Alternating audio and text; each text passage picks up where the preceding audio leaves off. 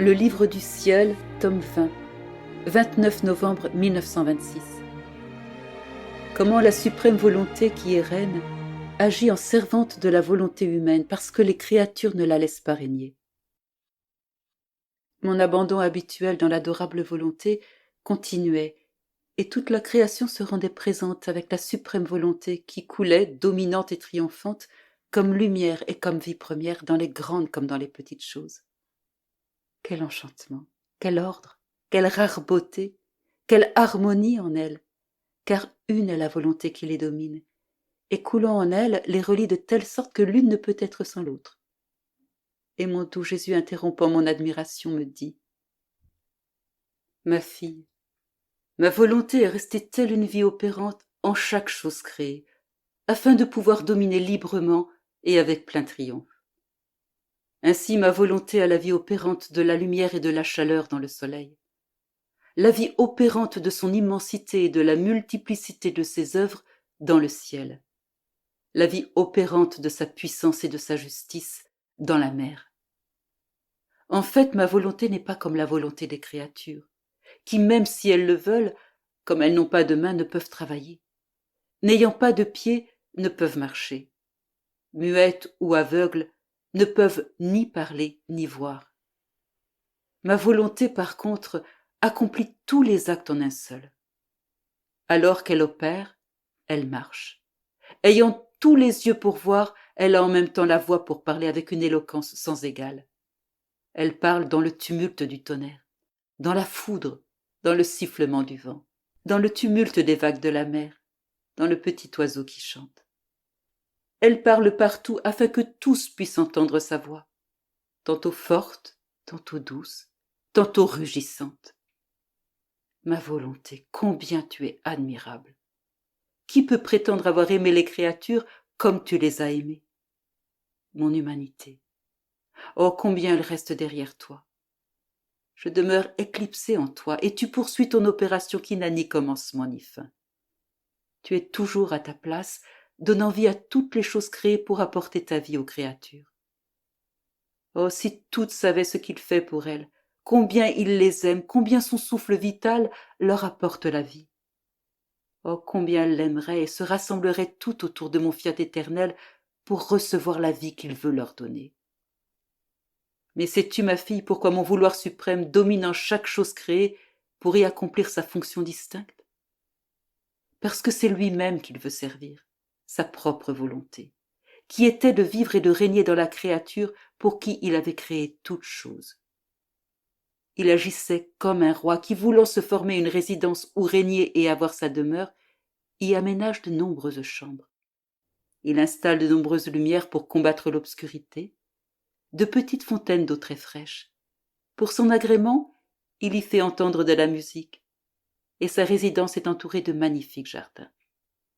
En somme, il installe tout ce qui peut le rendre heureux et qui est digne de sa royauté.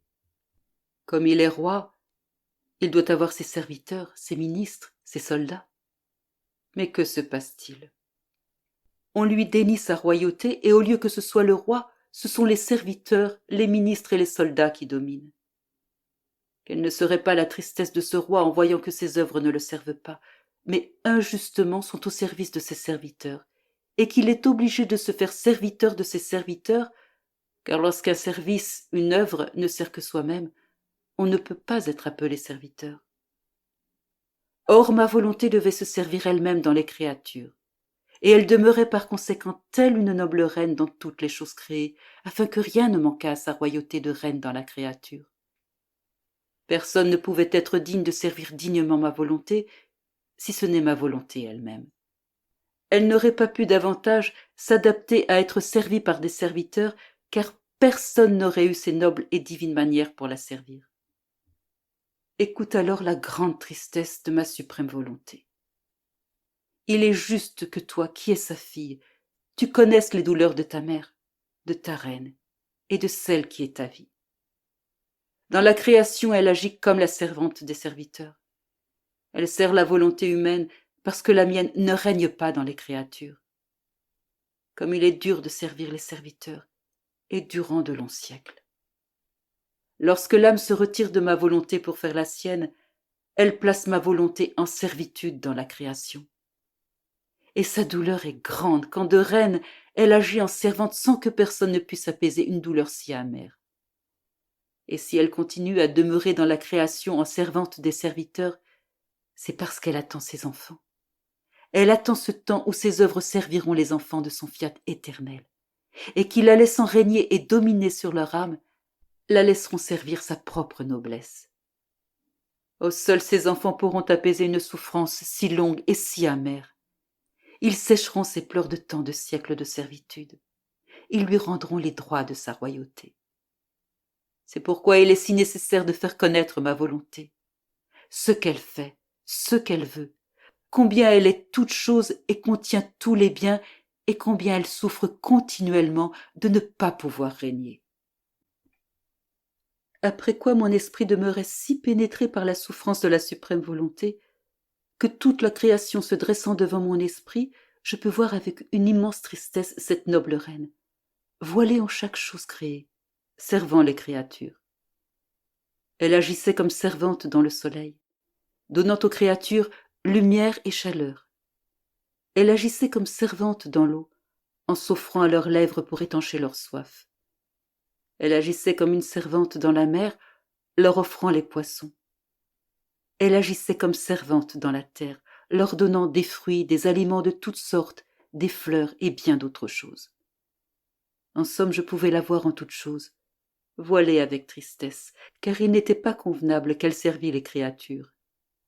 Au contraire, il était inconvenant à sa noblesse de reine d'agir comme la servante de créatures ingrates et perverties qui acceptaient sa servitude sans même y porter attention, sans même un merci, ni la moindre rétribution, comme c'est normalement le cas avec les serviteurs.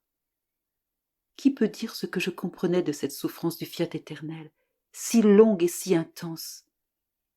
J'étais plongée dans cette souffrance lorsque mon Jésus adoré bougea en moi, se pressant contre moi et toute tendresse, il me dit: « Ma fille, il est extrêmement triste et humiliant pour mon vouloir suprême d'agir en serviteur des créatures qui ne le laissent pas régner chez elles.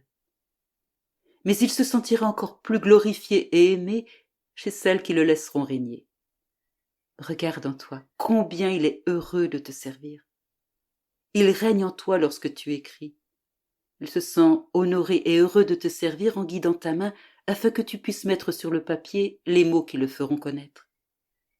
Il place sa sainteté à ton service dans ton esprit afin de t'administrer les idées, les termes, les plus tendres exemples concernant ma suprême volonté, afin d'ouvrir ses voies parmi les créatures pour former son royaume. Il serre ton regard pour te laisser voir ce que tu écris, ta bouche pour te nourrir de ses paroles, ton cœur pour le faire palpiter de son propre vouloir. Quelle différence! Il est heureux de te servir parce qu'il se sert lui-même, il sert à former sa vie. Il sert la connaissance de lui-même, de sa propre sainteté. Il sert à former son royaume. Ma volonté règne en toi lorsque tu pries, et elle te sert en te faisant voler en elle, en te laissant accomplir ses actes et en te laissant prendre possession de ses biens. Cette façon de servir ma volonté est glorieuse, triomphante, dominante. Et ma volonté souffrirait uniquement si l'âme ne lui permettait pas d'être servie par elle complètement et en toutes choses.